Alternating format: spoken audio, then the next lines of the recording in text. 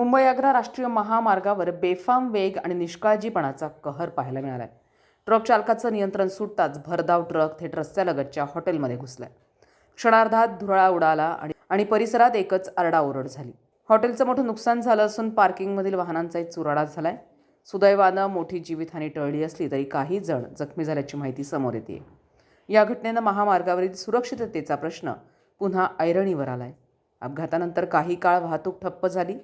पोलिसांनी घटनास्थळी धाव घेत ट्रक हटवण्याचं काम सुरू केलं असून चालकाच्या निष्काळजीपणाबाबत चौकशी सुरू आहे. महामार्ग की मृत्यूमार्ग? बेफाम वाहनांवर कठोर कारवाई कधी, असा सवाल प्रवाशांच्या मनात निर्माण झालाय. संविधान न्यूज, नाशिक.